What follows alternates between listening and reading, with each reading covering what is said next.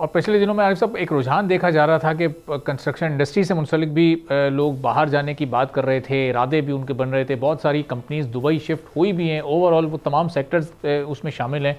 तो ये रुझान अब इन इकोनॉमिक इंडिकेटर्स के पॉजिटिव होने के बाद इसमें कुछ कमी वाकई होगी अमली तौर पर? आई थिंक ये रुझान आपने बिल्कुल सही कहा है कि ये रुझान था कि लोग दुबई जा रहे थे। इसमें जो डेवलपर्स हैं वो भी दुबई जा रहे थे, और कंस्ट्रक्शन कंपनीज भी जो है वो दुबई, क्योंकि वहाँ एक्टिविटी काफ़ी ज़्यादा है।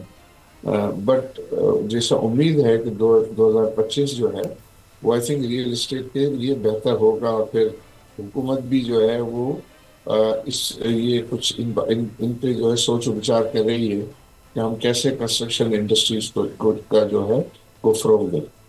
और आइज़ अब कुछ हमारे सेक्टर्स ऐसे भी हैं जो इकोनॉमी पर ज़ाहिर है एक बड़े बोझ की सूरत में हैं, ख़ासतौर पर हमारा एनर्जी सेक्टर है जिससे हमारी इंडस्ट्री भी बड़ा मुतासर होती है जब तक वो टैरिफ 9 सेंट पर नहीं आ जाता, जो कि रीजन में ज़्यादा रहेगा। फिर एक प्राइवेटाइजेशन का एक बड़ा इशू है, हमारे खसारे में जाते हुए एसओईज़ जो कि हमारी इकॉनमी पर एक बड़ा बोझ हैं। इन मामलात को लेकर जो हुकूमत की इस वक्त एक सोच है वो एक पॉजिटिव है, लेकिन प्रोसेस बड़ा स्लो है। तो इसमें आप कोई तेज़ी की उम्मीद, क्योंकि उस प्राइवेटाइजेशन के अमल में तो आप खुद भी पार्ट थे जब पीआईए को प्राइवेटाइज़ किया जा रहा था, लेकिन लास्ट मोमेंट पे आप बैक ऑफ हो गए।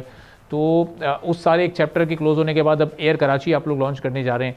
तो ये प्राइवेटाइजेशन के अमल से मुतमईन नहीं थे आप लोग, हुकूमत की सिमत दुरुस्त नहीं है, या क्या इशूज़ आ रहे हैं कि वो अभी तक मुमकिन नहीं हो पा रहा है? लेकिन जो एनर्जी की कॉस्ट, बिल्कुल आपने सही कहा, वो ज़्यादा है।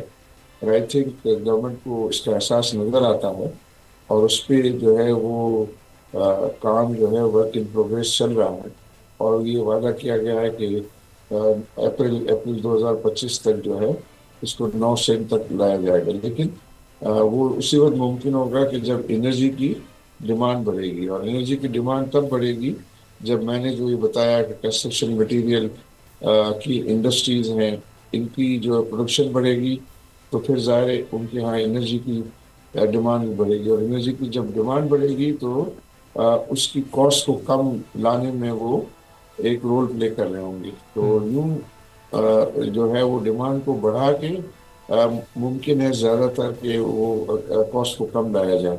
और बाकी जो दूसरे वो इक्विटी होल्डर्स के साथ जो है वो नेगोशिएशन में हैं, या जो लोन्स हैं उनकी रीप्रोफाइलिंग जो है वो कर रहे हैं, तो उससे भी जो है वो कुछ कॉस्ट में कमी आएगी, और कॉस्ट में कमी आएगी तो ये पास ऑन कर सकेंगे।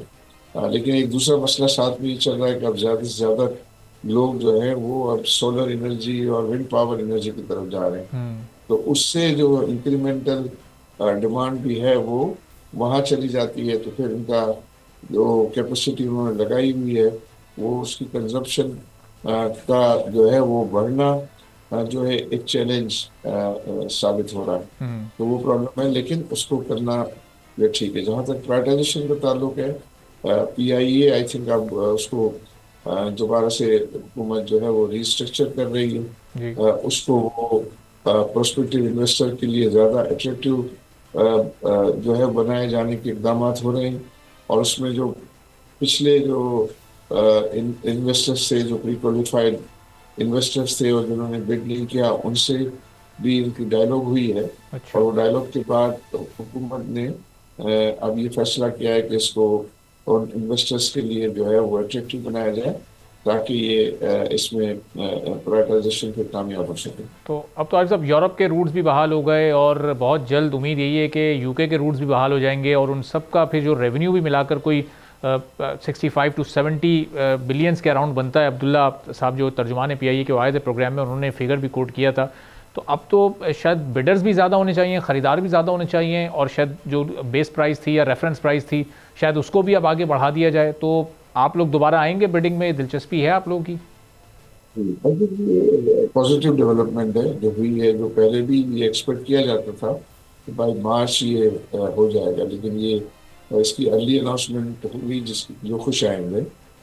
इसमें आई बिलीव कि जो है जो अब हमारे भी इन्वेस्टर्स हैं they would definitely review it, और ये जब फाइनली स्ट्रक्चर ऑफिशियली आ जाएगा तो आई बिलीव कि वो दिलचस्पी जो है रहेगी। सब्सक्राइब करें और बेल दबाएं ताकि कोई खबर रह न जाए।